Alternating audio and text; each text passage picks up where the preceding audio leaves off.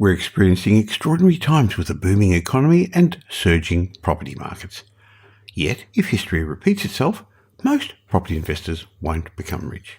So in today's podcast, I want to share 3 separate lessons with you to help even the odds in your favour. Firstly, I'm going to explain 6 reasons many property investors don't become rich, and they're probably not the ones that you'd thought of. I'd also like to discuss a controversial topic, that debt can actually be an asset, not a liability.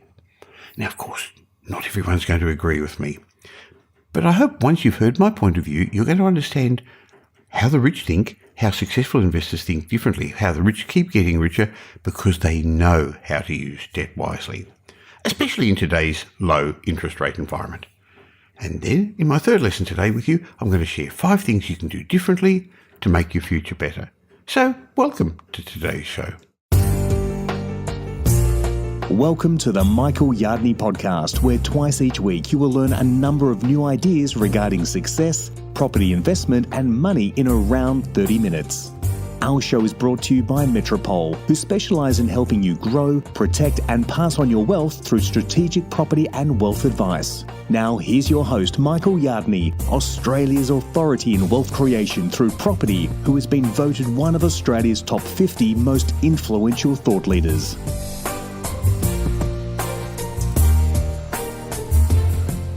The fact is, most people will never get rich. Despite their best efforts, they read the blogs, they listen to the podcasts.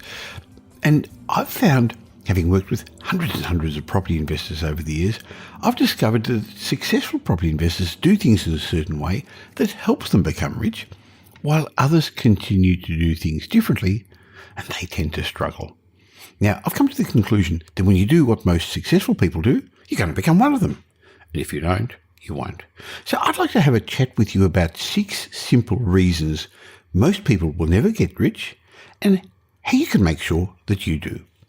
Now, the first reason is most people wait too long to start. Most people, they can't wait to succeed, yet they're willing to wait to get started on the road to success. Many investors are waiting for everything to be perfect before they get going. They wait for the right time in the cycle, the right property, the right economic environment, the right interest rates. You know what that means? They never get going. The longer you wait to get started in your investing, the longer it'll be before you get the money, the success, the freedom that you want. You see, it takes time to grow real wealth. It takes time for the power of compounding to work its magic. So you need to understand that timing will never be perfect, or you're never going to have all the information you want. What you need to do is develop the confidence to make an investment decision based on knowing enough, realizing that you're going to learn the rest along the way. The second reason a lot of people never get rich is because fear stops them. It stops a lot of people getting what they want, especially in matters of money. So be honest with yourself and count the number of times fear has prevented you from taking action. And in the process, look at how much it could have cost you financially and financial opportunity. In the matter of property investments, fear holds many investors back. Some are worried about taking on more debt, others are worried about the fear of failure. Interestingly, some even have the fear of success. Believe it or not, they're wondering, will their friends still like them? What's going to happen if they're successful? This is one of the difficulties that a lot of investors have that I chat with them about as part of my mentorship program. Anyway, successful investors have learned to harness their fears, and rather than focus on the negatives, they use their fear to force them into positive action. For example, rather than allowing the fear of debt to stop taking on an extra commitment to buy a property, successful investors use the fear of not moving forward with their investments to motivate them. They use the fear of being stuck in their job for the rest of their life. Without financial independence, without having the choices in life they crave, they use these fears to motivate them to take on the commitment of an investment property. Just like a river, fear can be bridged. The river of fear is only as deep and as wide as you allow it to be. And once you've crossed that river of fear and experienced the success on the other side, you're usually going to look back and say, what was I afraid of? But here's the catch. The only people who actually realize this are those who've crossed the river and stand on the other side. Money and success live on the other side of fear. The third reason most people will never get rich is they're waiting until they know enough. Fear of not knowing enough prevents a lot of investors from getting started. However, the irony here is that you can learn more, but the more you learn, the more you realise you don't know. Once you start learning some basic investment contacts, you suddenly realise there are a whole lot of more things that you need to know about investing, things about property that you don't understand. And that's the paradox of knowledge. The more you learn, you don't know. The trap is that many investors think that the way of escaping this paradox is to learn even more. So they read more books, they go to seminars if seminars are around, they watch webinars, they listen to podcasts, they watch videos. And as they learn more, they find a heap of new things they didn't even know. The way out of this is to recognise that while you don't know it all, and you never will, you do know enough to get started with your investing, and you're going to learn more along the way as you apply your knowledge in the real world. You're going to survive the mistakes, you're going to survive the challenges along the way. Now, of course, you can protect yourself from this by having smarter people around you, getting a good team around you.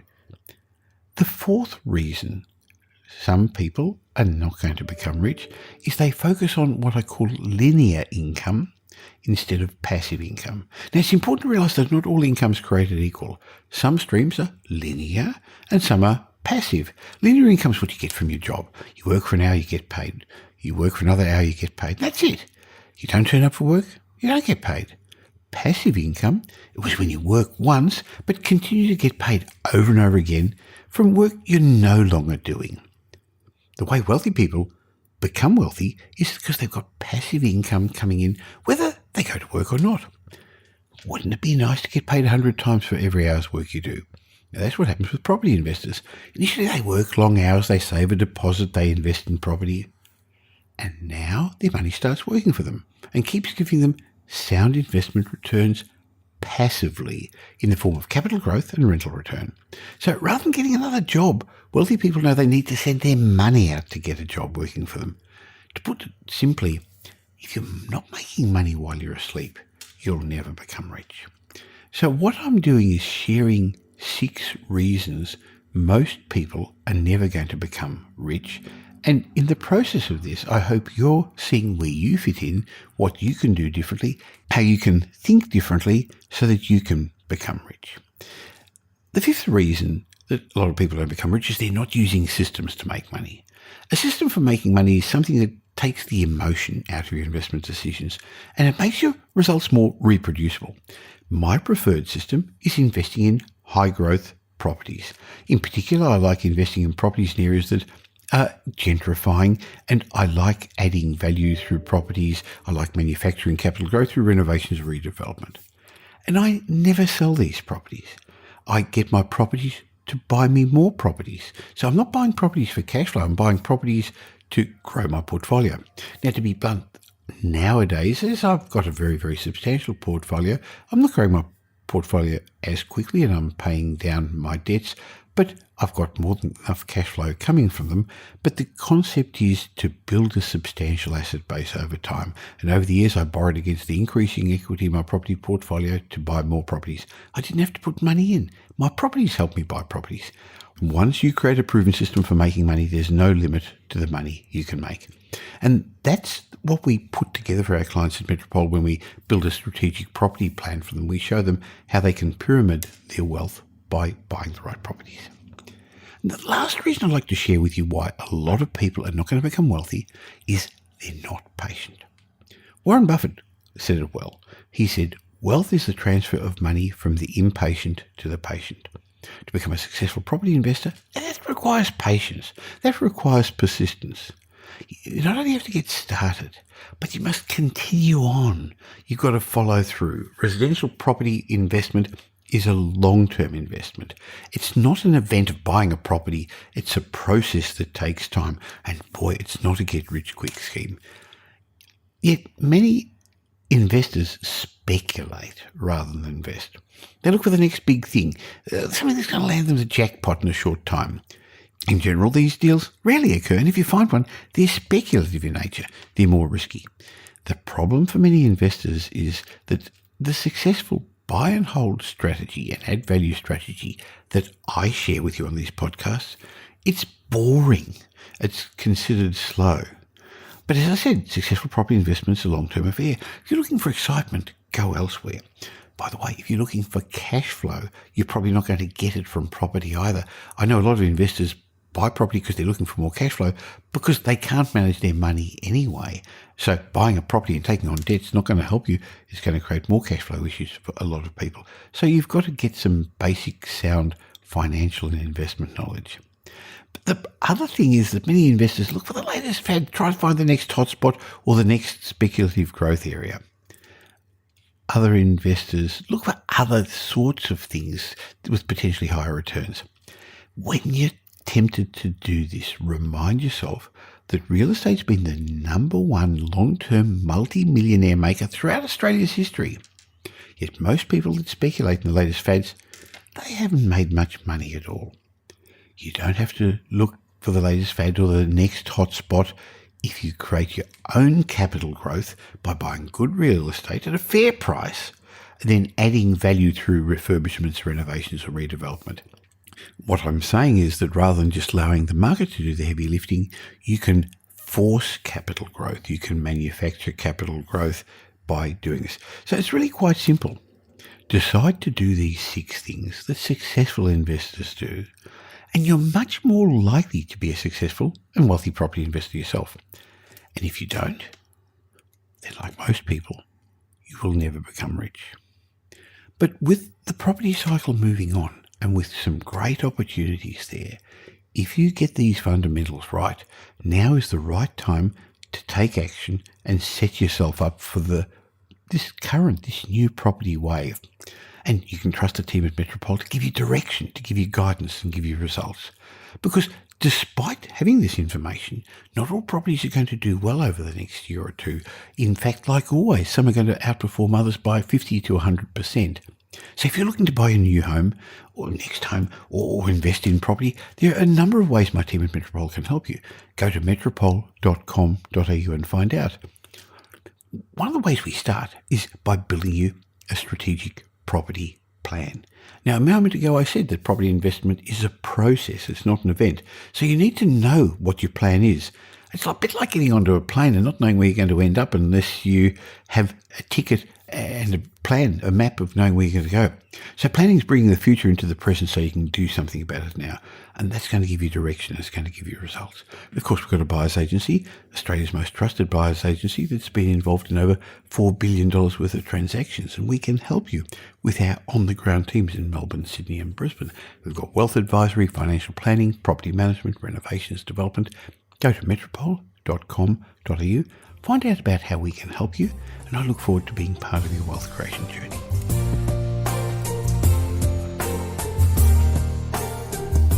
I'd like to spend a minute explaining to you about a concept I like to call debt recycling and how you can earn money from debt.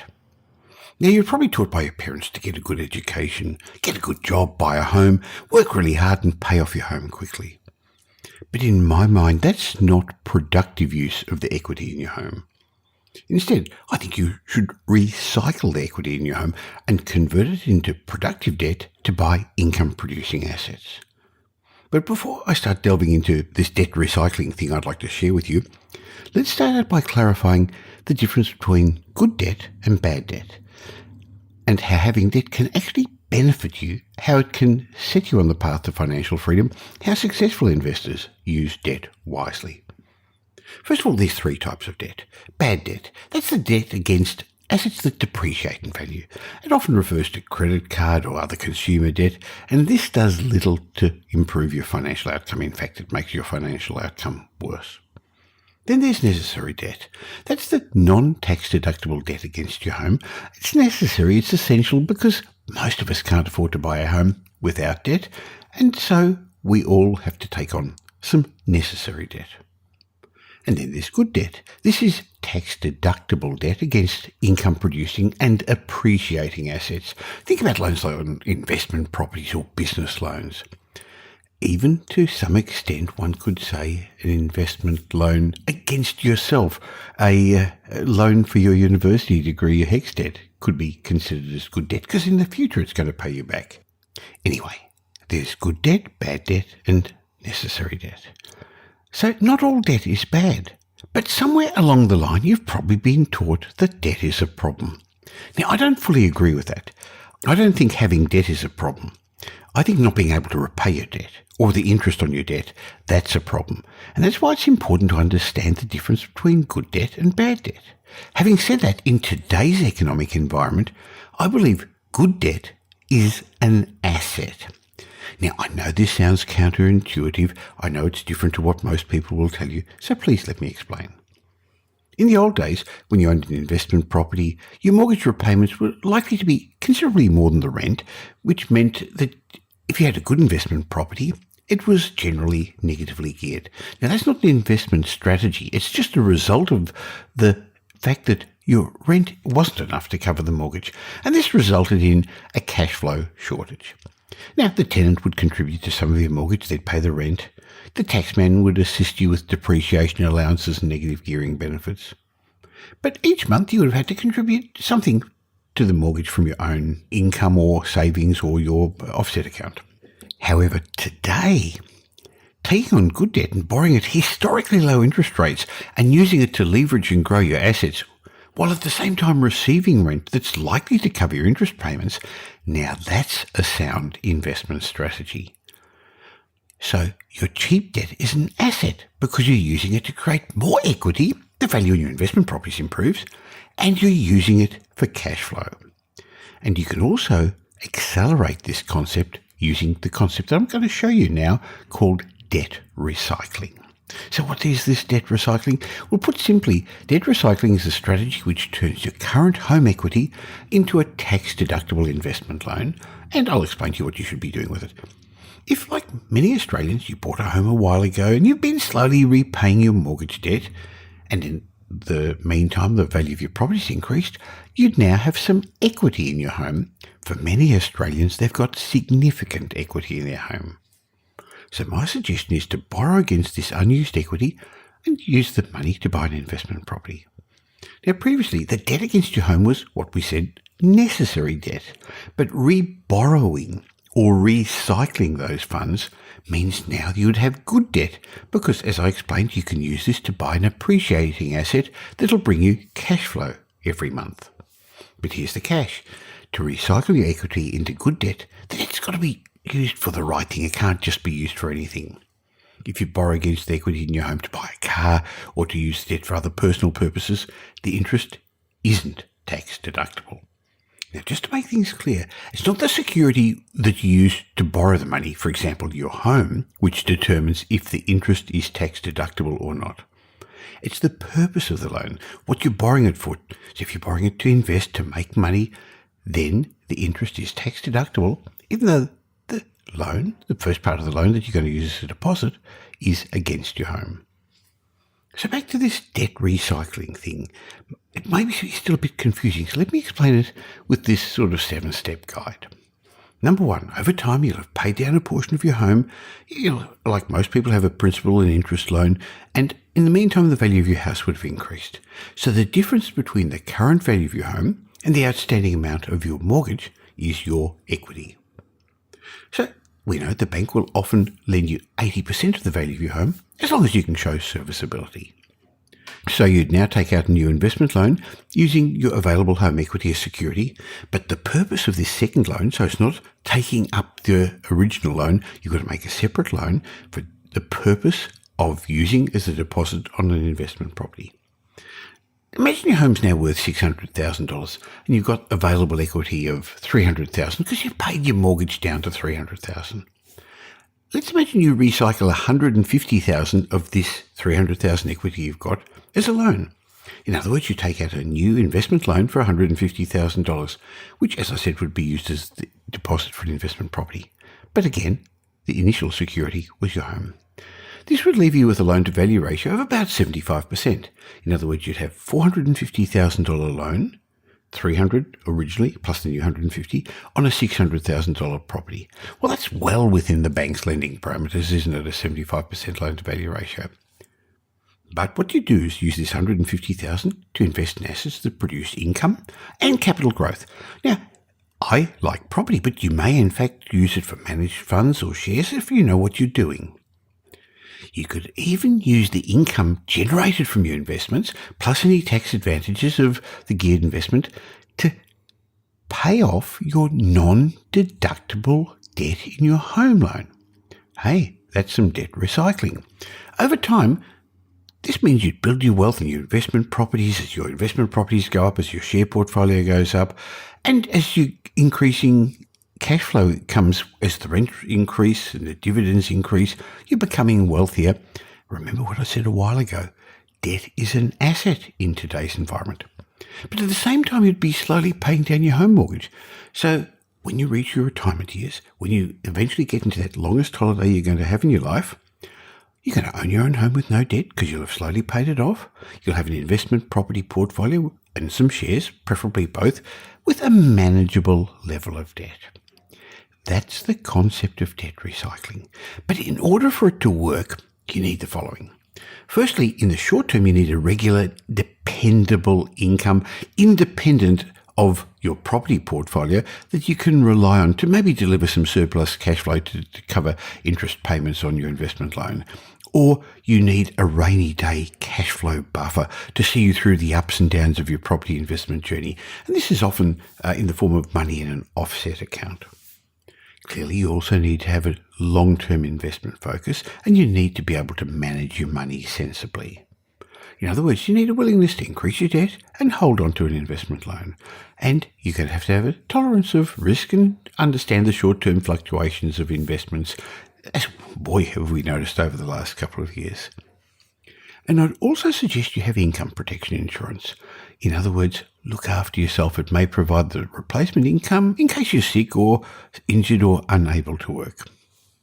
So now that you understand a little bit more about debt recycling, you can maybe understand why I started off by saying good debt isn't a problem.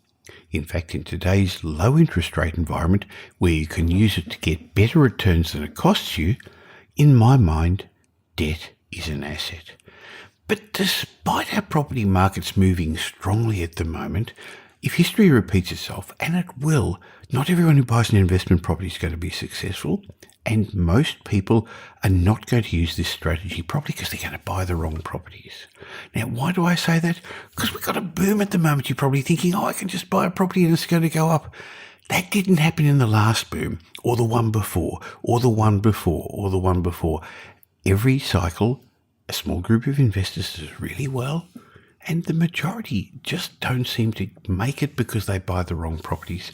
So be careful. A rising tide lifts all ships in the short term.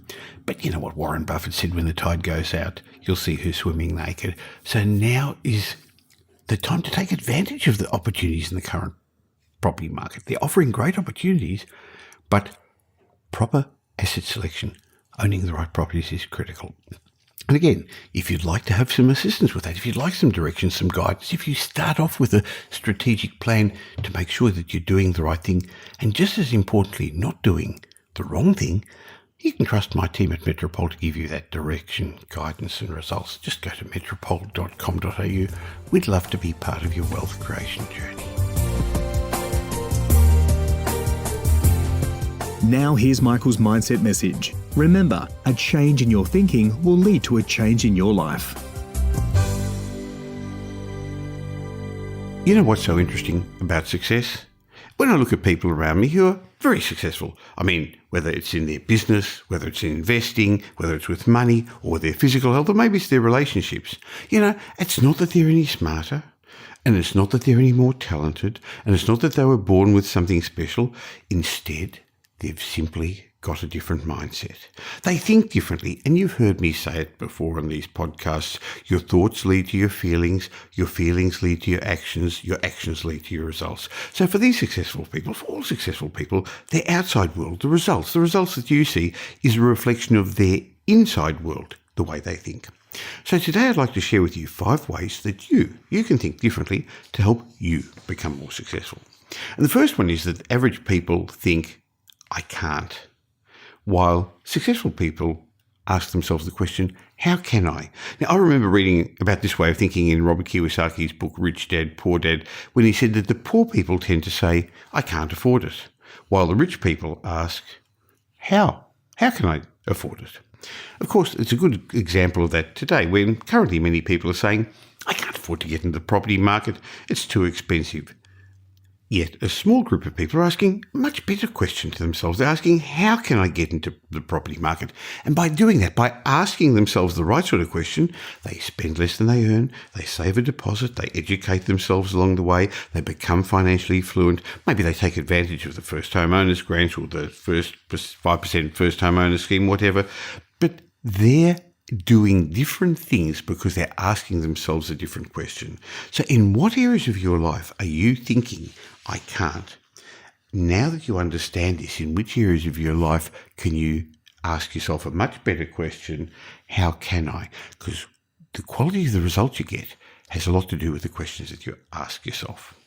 Okay, the second way that you can become more successful by changing your way of thinking today is where the average person thinks I want, successful people think I will.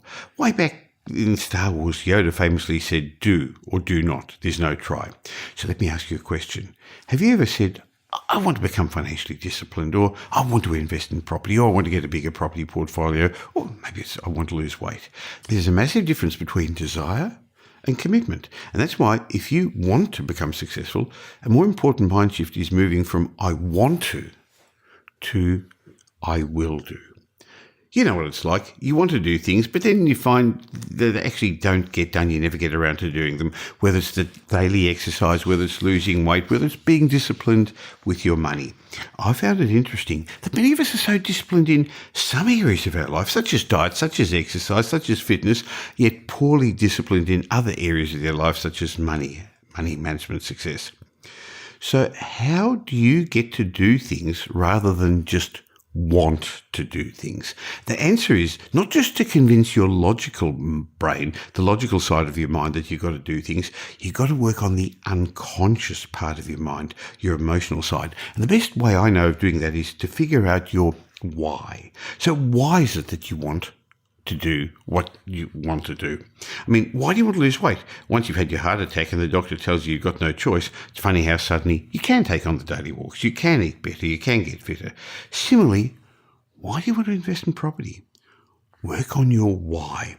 Is it more choices in life down the track? Is it the financial freedom that you and your family are going to have? Because the stronger your why, the more likely you are to move from I want to I will do. So as I'm walking through some things that you can do differently today to become more successful tomorrow, the next one I want to discuss is that the average person thinks it's not my fault, while successful people think it's my responsibility.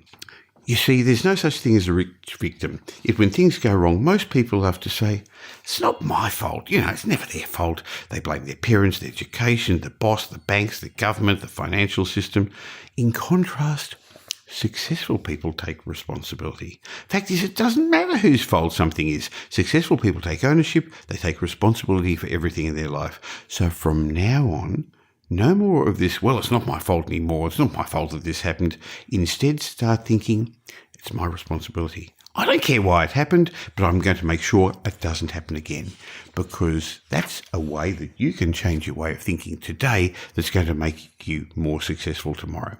And the fourth way you can do this is understanding that while the average person thinks, hey, I got lucky, successful people think differently. They think, I created my own luck.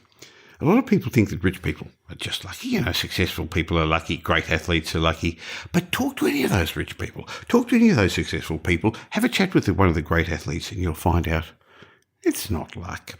Sure, we occasionally get random good luck. We occasionally get random bad luck. Good luck, you know, like winning the lottery or receiving an inheritance. No one has control over random good luck or bad luck. However, the rich and successful people, they manufacture their own luck. They're in the business of creating luck. And they do certain things every day that create the opportunity for good luck to occur in their lives. And we call these rich habits. And they're the focus of my international best-selling book that I've written with Tom Corley, Rich Habits, Poor Habits. I'm sure you've heard about that great book. By the way, go to richhabitspoorhabits.com and get your own copy. Now, these rich habits are various habits that these successful people have either learned, that they've learned from a parent, a mentor, or through the school of hard knocks. On the other hand, the average person does things that manifest into bad luck. And we call these things poor habits. But let me make one thing clear. you've already won the lottery. If you're listening to my podcast, you're in one of the best countries in the world. You've also won the genetic lottery by being born at the best time in history, and you're living in a place where most people would die to get the freedoms that you've got. Now, I'm sure you've also heard the expression, though, the harder I work, the luckier I get. So luck does happen to us all the time. It happens to everybody, but people who are prepared for it, people who recognise it, and they're prepared to take advantage of the luck, they're the ones that actually reap the benefits of that lucky situation. So the bottom line is, if you want more luck in your life, be prepared for it by developing good habits, by working hard, and by being optimistic. And the last lesson I'd like to share with you today, the last way you can think differently to make you more successful tomorrow, is not think like the average person who thinks it's happened, because successful people think differently. They believe, I made it happen. See, a lot of people think that what happens in their life is just an accident. But as I said, successful people realise that nothing just happens. They understand the principle of cause and effect. They realise that we're creating our future every day by the things that we're doing today. Just like you've created what's happening to you today by things that you did quite some time ago. For example, you're listening to this podcast today because a while ago you decided you were going to be interested in success, in money, in property investment, and you may have subscribed to my blog, you subscribed to my podcast. Similarly, today your state of health is a result of your good habits or your bad eating habits, of your exercise or your lack of exercise, things that occurred months ago, years ago. And your financial state's a result of your money habits, how much delayed gratification you've had, what your investment decisions were, the ones that you made a long, long time ago. That's right. Everything in this world is a result of something that made it happen. As I mentioned before, it's something called the principle of cause and effect.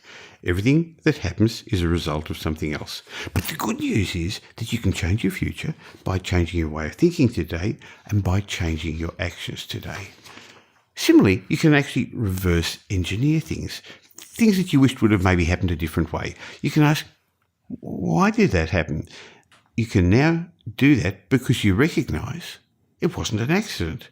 So if you're unhappy with any part of your life, realise that you are where you are today because of all the things you've chosen to do and the things you've chosen not to do. Every decision you've made, it brought you exactly to where you are today. Now, rather than taking this as a negative, let's look at the positive side. What this means is every decision you're going to make moving forward will lead you somewhere else. So the lesson from this is to stop treating your life as if everything just happened and start creating a new future by thinking differently and developing good habits. So you're probably thinking, this is all very good, Michael. What can I do about it? Well, I'm going to tell you what you can do about it because there are some shortcuts. You can get a mentor. A mentor sees your blind spots. They teach you a different way of thinking. And you can hang around the right sort of people. You've heard it said before that the people you hang around with are the ones you most become like. You should hang around successful people, positive people, and people who've already achieved what you want to achieve. And that's exactly what happens when you join us at Wealth Retreat each year. So why not join me for 5 transformative days on the Gold Coast on June 6th to 10th and get some one-on-one private mentorship sessions from me, that things that you need to achieve your most ambitious goals and dreams. But Wealth Retreat is not just about property. It's about business. It's about life in general. The aim of Wealth Retreat is to plan the rest of your life, to become the sort of person you plan to become, because we have a theme of where you're going to be in 5 years' time. The aim of Wealth Retreat is to create lifetime wealth and leave a legacy. And when you join us at Wealth Retreat, you can go to wealthretreat.com.au, or there's actually going to be a link in the show notes. You're going to get mentorship. You're going to have the opportunity to interact one-on-one with me and our faculty, so you're going to be able to get a deeper insight and achieve your specific goals in your property, in your business, in your life. Wealth Retreat's not just for property investors, but it's also for entrepreneurs and business people, because there's a lot of coaching from Mark Creedon for those business investors, business people, the entrepreneurs as well. You're also going to get masterminding. You're going to spend several hours a day brainstorming and getting ideas, advice and solutions to your challenges from a hand-picked group of high achievers. You're going to get networking. You're going to have plenty of time to build relationships with other participants during the breaks, at the meals at night, so you can connect on a deeper level and benefit from their input, from their experience. And yeah, you're going to have fun too. There's going to be very long days, full nights, and I've got some surprises for you. And if you want to get the highest possible level of support for your most ambitious life goals and your business goals, I encourage you to join me at Wealth Retreat. Go to wealthretreat.com.au and express your interest. You can't book in. It's an invitation-only event, and you'll have a chance to speak with me one-on-one, and you can learn about this life-changing event. It's your chance to take your property investments, your career, your business to a much higher level, or change that script completely that's in your head, because if you enjoyed the session we did today, there's a lot of that at the beginning. And once we instill a new mindset and once we give you new goals, then we give you a toolbox full of tools to get to the next level. So it's a unique opportunity, a rare chance to get a great team of mentors around you, people who are already successful, people who are willing to help you become more successful. Now, if you say, I'm not up to that level yet, please don't count yourself out. Because when you surround yourself with such motivated, energized, spiritually charged people, you tap into the power of the group and you become more energized, more powerful yourself. There's no limit to what you can achieve, no limit to what you can accomplish with the support and encouragement of such incredible people. So, go to wealthretreat.com.au. You know the numbers are limited. The room's already booked. We don't have a big event on purpose so you get the best out of it. Leave your details and ask to speak to me. When you leave your details, I'll speak to you personally and see if it suits you. June 6th to 10th this year on the Gold Coast. I hope you got some benefit from the 3 lessons I shared with you today. And if you did, I'd love you to help somebody else by passing the message forward. Use the share button on the podcast app you're currently using, or just tell somebody about the Michael Yardney podcast, or why not tell the world by leaving a review. And if I read out your review, as I'm about to for Deez, you left a review on Apple Podcasts, just email me, michael@metropole.com.au, and I'd love to gift you one of my books as a way of saying thank you. Now, this review said, I've been a listener for a couple of months now, and I've been working my way through all the previous episodes. As a future first-home buyer and who dreams of owning multiple properties, I love the knowledge I'm gaining from the seasons. Thank you for educating a future homeowner. Well, thank you for that great review. And by the way, if you're working through past episodes, you can just listen to me at 1.5 times speed. I still sound pretty good, I think. Now, I've got another way of helping you become a more astute property investor, because if you're listening to my podcast, you're probably interested in money and success and property investment. So I've got a way of saying thank you for taking the time out of your busy day to listen to me. I'd like to give you a wide range of ebooks to add to your success library. Just go to podcastbonus.com.au. I'll leave a link in the show notes, podcastbonus.com.au, and leave me your details, and you're going to get exclusive access to a range of my ebooks. Now, I'm going to be back twice a week, but in between, you can catch me on social media. Just look for Michael Yardney, or go to our private Facebook group. Go to Facebook and look for the Property Update Facebook group, because every day I leave some commentary, some charts, something special, something that I don't share elsewhere, to keep you up to date with what's happening in our markets. I look forward to catching up with you again real soon. In the meantime, have a great week. Make it a great week. Thanks for listening to this episode of the Michael Yardney podcast, which was brought to you by Metropole, who help their clients grow, protect, and pass on their wealth through strategic property and wealth advice. If you like what you heard and don't already subscribe, you'll find us on iTunes or on your favourite Android app as the Michael Yardney podcast. Watch out for our next show, which comes to you twice a week, and you'll learn some new ideas about property investment, success, and money in around 30 minutes. To get more of Michael's thoughts, go across to www.propertyupdate.com.au and sign up for his daily morning briefing, and you'll hear from not only Michael but a group of leading property success and money experts. And just a reminder that the information you heard in this show today is general educational advice and not specific investment advice, as we don't know your personal circumstances. If you're looking for specific advice, why not ask the team at Metropole to help you?